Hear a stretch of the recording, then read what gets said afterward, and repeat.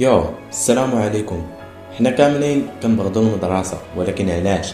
وباختصار هو انا المدرسة ما مبنياش باش انها تخليك واحد الانسان اللي حر واللي كيفكر في المستقبل ديالو، بالعكس، انما المدرسة الهدف ديالها هو انك تبقى مطيع وما تشكلش خطر على الدولة ولا على السلطة. داكشي علاش اغلب الناس حاقدين وكارهين المدرسة. ولكن ما غاديش نكروا الجوانب الايجابية، مثلا انك تعلمتي تقرا وتكتب، ولكن كيبقى واحد السؤال مهم: واش انت محتاج 12 عام غير باش تعرف تقرا وتكتب، ام ان هذا الشيء مخطط مقصود؟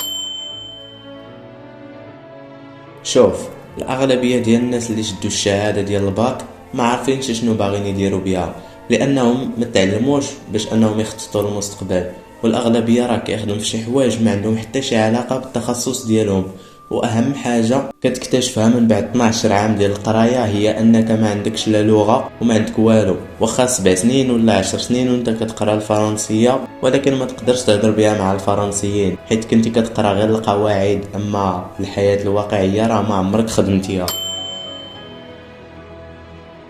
باش نكونوا متفقين، هاد الشيء راه مدروس بدقه، واخر حاجه تقولها هي ان هاد الشيء صدفه. دابا انت كتنوض مع الصباح، كتقرا 4 سوايع، كترجع مهلوك، وكترجع عاوتاني في العشيه كتقرا شي ساعتين ولا 3 سوايع، وكترجع عاوتاني للدار. ويقدر الا كنتي كتزيد السوايع خاصك عاوتاني تنوض تمشي حتى لديك العشاء وتعشى وتهز التليفون ولا تخرج ولا. ولكن الا لاحظتي واحد الحاجه هي ما عندكش الوقت. واخا كيبان لك بلي عندك الوقت، اغلب الوقت ديالك راه كتفكروا غير في المدرسه وكتهضر مع صحابك على التمارين ولا على الفروض. حتى نهار الحد راه كتفكر في نهار الاثنين اش غادي دير فيه، وتتعلم شي حاجه جانبيه. خاصك تخلى على شي حاجه ضروريه. ودابا باغيك تفكر مزيان، واش باقي كتعتقد بان هذا النظام صدفه؟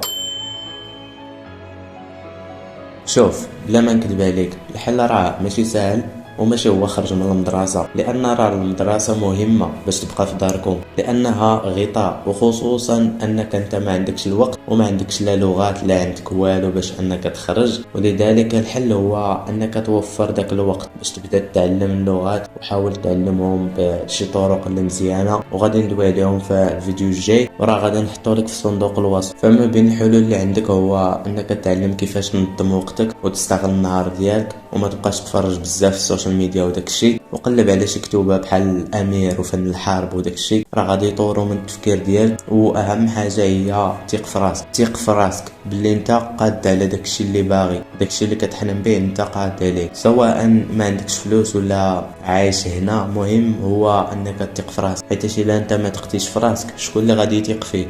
هنا غادي نكونوا وصلنا للنهايه ديال الفيديو. نتمنى ان هذا المحتوى يعجبك، ولا عندك شي حاجه باش تقولها ليا باش نحسن من هذا الشيء، نتمنى انك تكتبها ليا، سواء كان انتقاد ولا اللي عجبك خذ راحتك.